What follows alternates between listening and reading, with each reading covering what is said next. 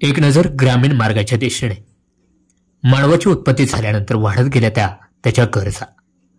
प्राचीन अश्मयुगीन काळापासून तर मध्ययुगीन आधुनिक तंत्रज्ञान कालखंडापर्यंतचा मानवाचा हा प्रवास. जसजशी लोकसंख्या वाढली, लोक राहण्यासाठी वस्त्या उभारू लागले. वस्त्यांचे रूपांतर खेड्याचे शहरात होऊ लागले. अनेक शहर मिळून तालुका, तालुके मिळून जिल्हा, तर जिल्हे मिळून राज्य आणि राज्य मिळून राष्ट्र निर्माण झाले. अनेक राष्ट्रे मिळून बनले जग, ज्यामध्ये विविध सजीव निर्जीव घटक येतात. मानवाने मात्र स्वतःच्या गरजेपोटी आधुनिक बदलात खूप मोठे अनधिकृत बदल निसर्गात केले.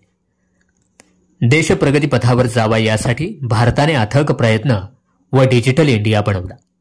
मोठमोठा व्यापार करण्यासाठी हवा असलेला महामार्ग, रस्ते सुधारले.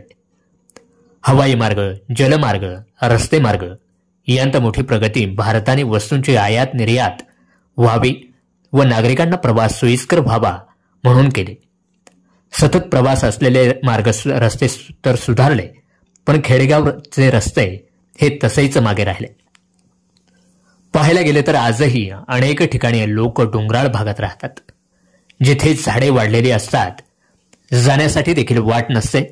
अतिशय लांब अंतरावरून त्यांना डोंगर चढून पाणी व अन्य वस्तू आणाव्या लागतात.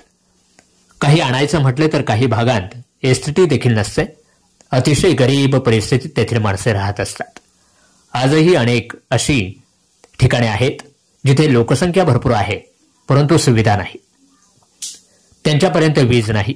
सरकारच्या ज्या सुविधा आहेत, अन्न, वस्त्र, निवारा, शिक्षण, ह्याच अजूनही त्यांच्यापर्यंत पोहोचल्या नाही.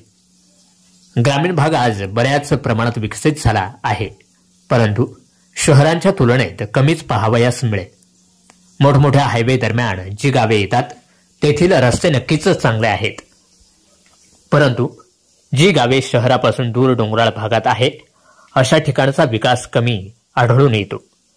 उन्हाळा, पावसाळा, हिवाळा हे तिन्ही ऋतू त्यांना आहे, त्याच परिस्थितीत काढावे लागतात. विशेषतः पावसाळ्यात त्यांची खूप परवड होते. एका मातीच्या घरात कुठेतरी कोपऱ्यात एक चूल दिवाबत्तीचा उजेड, पावसाच्या थेंबाने ते घर देखील पोपडे धरत असते. आणि अशा घरात लहान लहान पोरं घेऊन लोक राहतात. खाण्यासाठी पिण्यासाठी वणवण फिरावे लागते. त्यांना दवाखाना, पाणी देखील जवळ नसते. अशाने ते दसईच दिवस काढतात. काही तर वेळेवर सुविधा, उपचार नसल्याने मृत्यू पावतात. जर आपण कधी स्वतःहून अशी परिस्थिती पाहिली तर खरंच डोळे भरून येतील. आपण ग्रामीण भागाकडे येत असू ते फक्त हौसमौज वातावरण अनुभवण्यासाठी. आज अनेक पर्यटक झाले. नाणेघाट, माळशीज घाट येथे पावसाळ्यात फिरायला जातात, मस्त फोटो काढतात. पण काही कोणी थोडं आजूबाजूला पाहून ती गावे तिथे डोंगरदऱ्यात राहणाऱ्या माणसांचा विचार केला आहे का, की हे कसे राहत असतील? कधी कधी विचार येतो की खरंच देश सुधारला आहे का?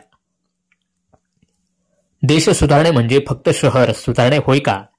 ग्रामीण मार्गाकडे खरंच दुर्लक्ष होत आहे का? हे देखील विचार करण्यासारखी बाब आहे. निवडणुका लागतात त्यावेळी राजकीय पदांची पावले पडतात, मोठमोठी आश्वासने दिली जातात. आणि निवडणुका संपल्या की कोणी ठोंकूनही पाहत नाही. नको तिथे असा शासनाचा पैसा जातो, पण जिथे गरज आहे तिथे मात्र विसर पडतो. हे मात्र सत्यच. लेखन शीतल भगत.